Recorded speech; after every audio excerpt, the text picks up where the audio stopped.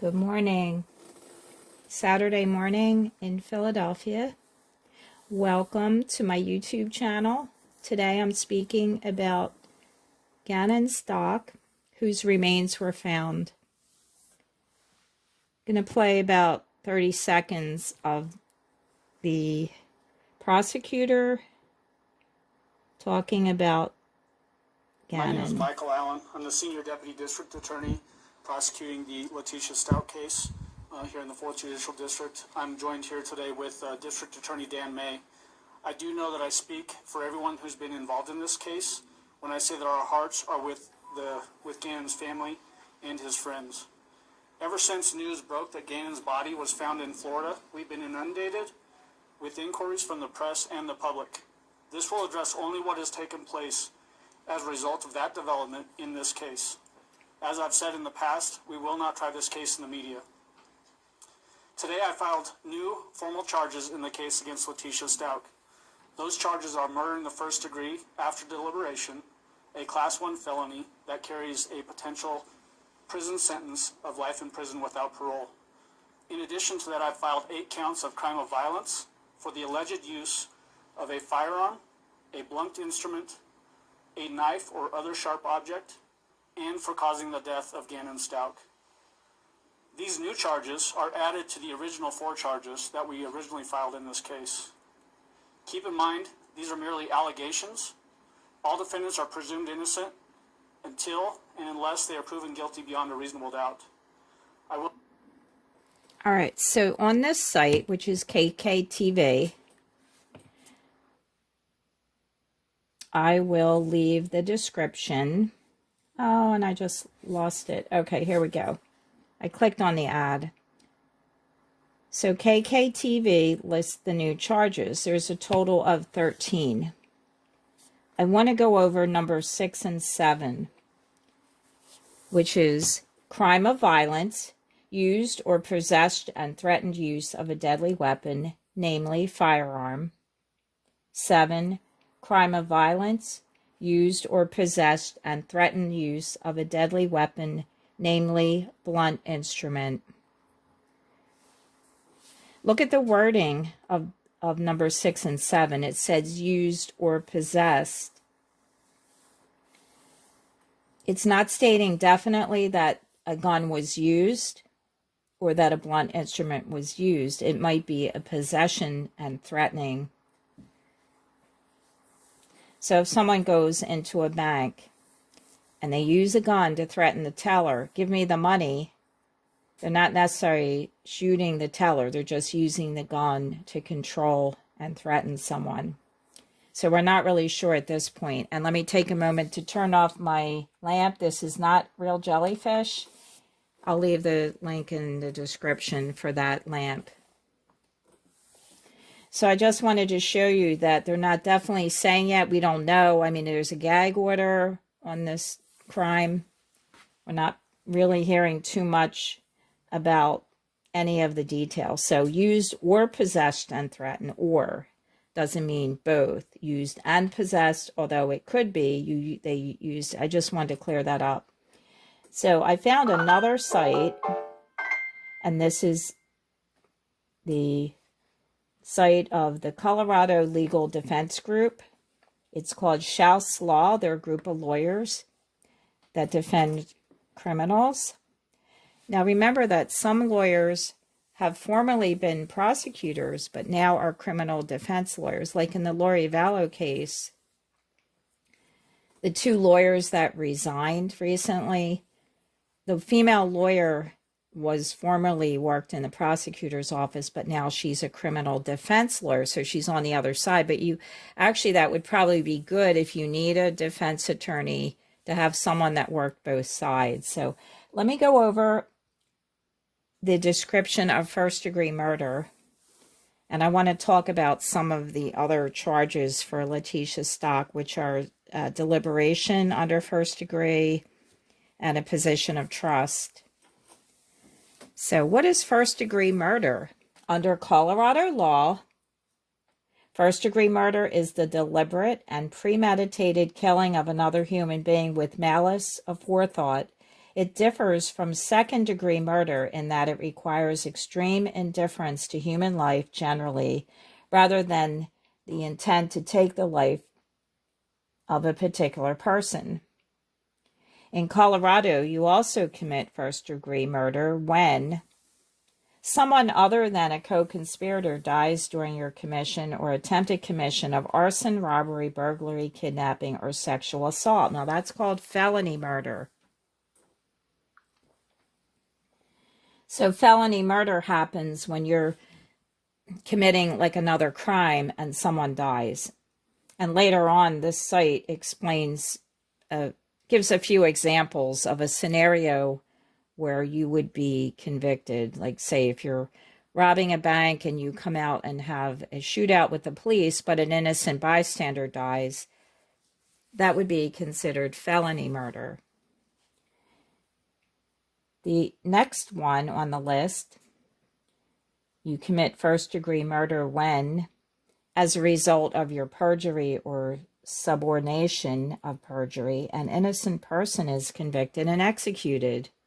So you lied, and then the person you lied about is convicted and executed. So now your lie possibly caused them to be executed under, I guess, the death penalty. So then you would go to jail for first-degree murder.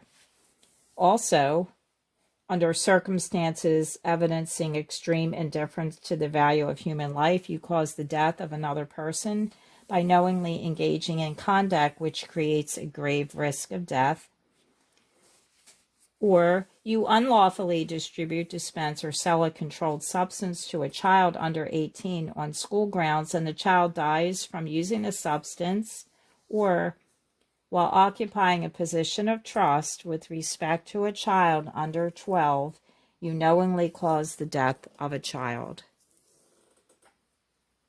So she's definitely charged with first degree with the deliberation and the position of trust.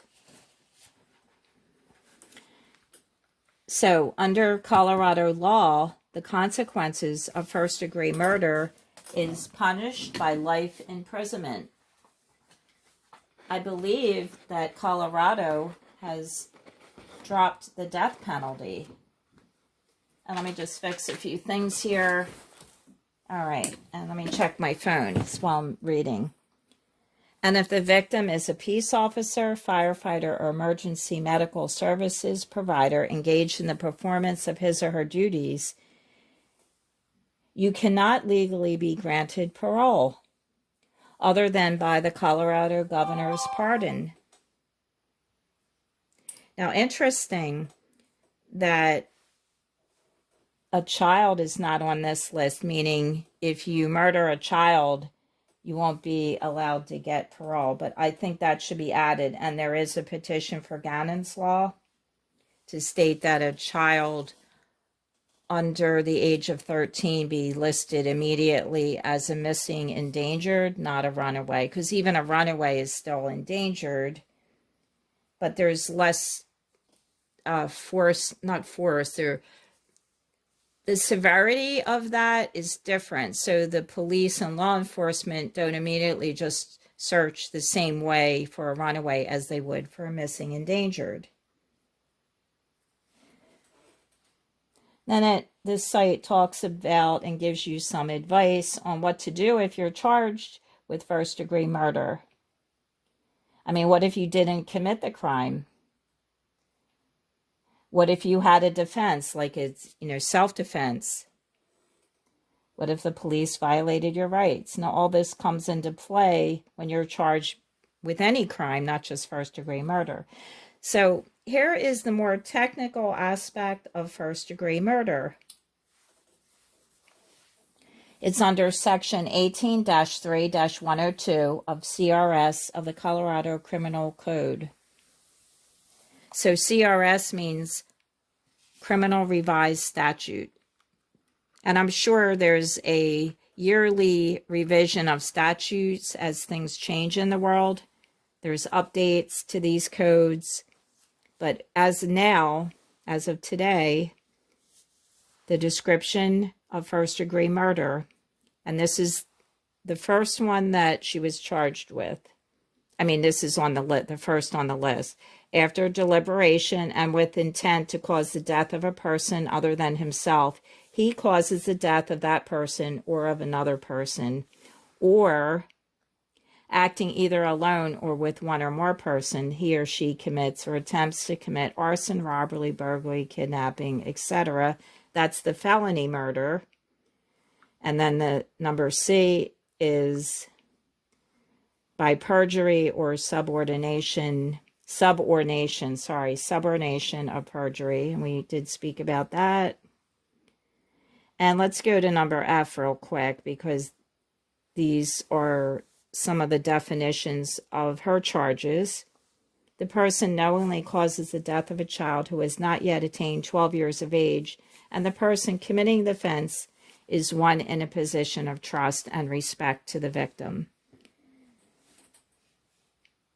So also now there's definition of the words homicide, person, position of trust, and deliberation, and all of these apply to Letecia Stauch case. So we have to define the words, or else there will be confusion in the law. And with the law, there's a lot of words.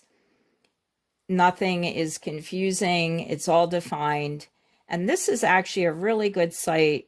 It mostly explains in detail to the average person, about all these words in the law. So homicide means the killing of another person. Well, they say killing of a person by another. Number 2, person, when referring to the victim of a homicide, means a human being who had been born and was alive at the time of the homicidal act. So we actually have to define what a person is, but that's how the law is. They leave nothing to your imagination. They're very factual. Everything is defined. So yes, a person who was alive. You can't do first-degree murder if there's a dead person, although that would be tampering with a deceased body, which is she's also charged. So obviously she moved him. She killed him in Colorado and moved him to Florida. So the position of trust includes, but not limited to, any person who is a parent or acting in the place of a parent and charged with any of a parent's rights, duties, or responsibilities concerning a child. And then etc. It talks a little bit more. So that's obvious. She was a stepmom, and she was caring for Gannon as the parent and the position of trust. Now, the last one is after deliberation. So you're charged with killing the person with after deliberation. It means not only intentionally, but also that the decision to commit the act has been made after the exercise of reflection and judgment concerning the act. An act committed after deliberation is never one which has been committed in a hasty or impulsive manner. So there was some thought to this. Now, how long that thought went on, we can't say. It doesn't say that the thought is planning for 6 months, 4 months. So it explains a little bit more about deliberation. An act committed after deliberation is never one which has been committed in a hasty or impulsive manner. However, the length of time required for deliberation is not long. All that is required for deliberation is enough time in which to form the intent to murder someone. So here's an example. Joe lives in a dangerous neighborhood. One evening, he goes out carrying a gun in his waistband for self-protection. While he's walking down the street, he gets into a heated argument with his neighbor, Kurt.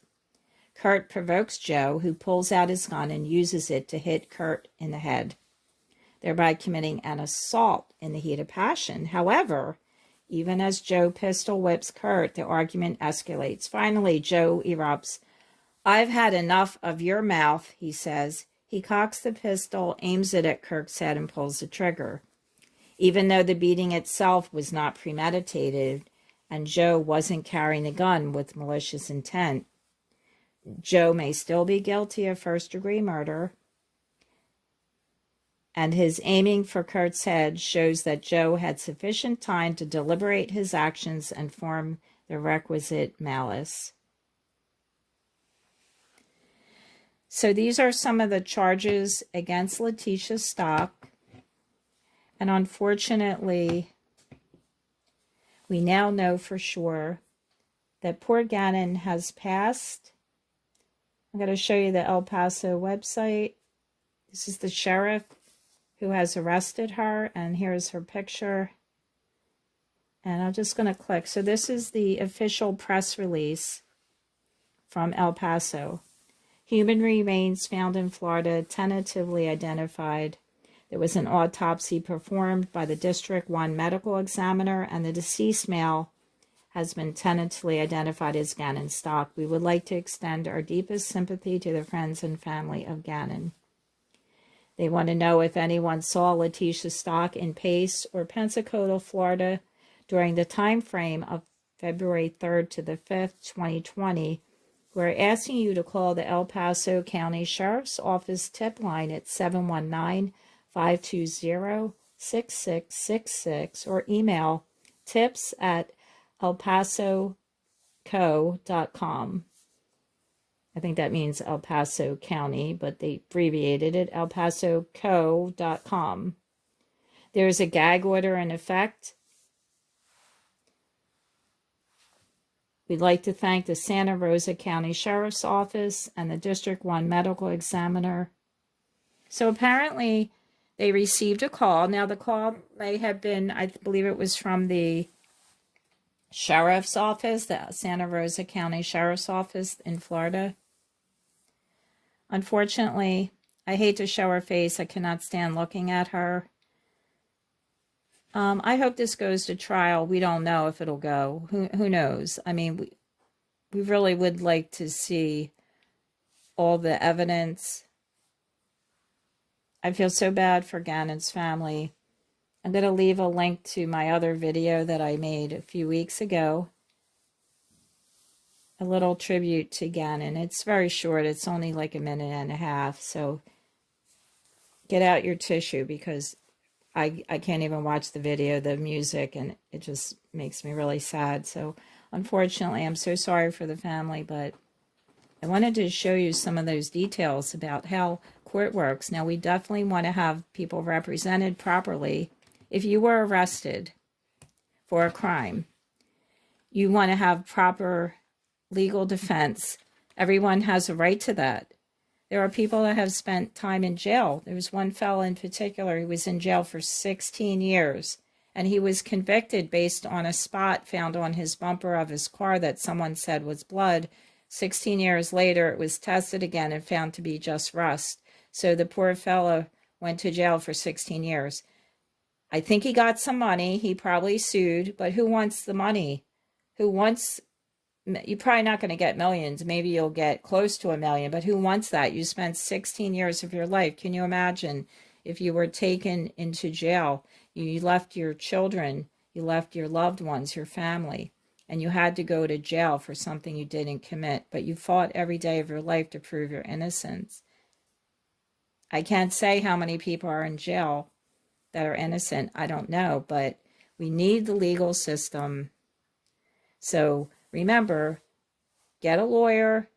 Don't say too much in the beginning. This is not legal advice. You need to speak with an attorney. But in my opinion, you have to be careful what you say, and that's just common sense. But in the heat of the moment, if you're scared and you're being arrested, and you didn't do something, or even if you did, you have the right to legal defense. And that's better for us because now we can see the evidence and we can see actually what happened. And everybody has to prove, the sheriff has to prove Letecia Stauch did the murder, how it happened. And now the defense has a very difficult job to defend this woman because the sheriff has been very careful, especially after the Chris Watts case, which we really didn't find too much of what happened. There was no trial. Who knows at the end really what happens in his case. So here you go. Here's everything that you need to know feel so bad for the family, and I give my condolences. And I will see you on the next one. I thank you for watching. Take a minute to subscribe, like, share my video, and have a great day.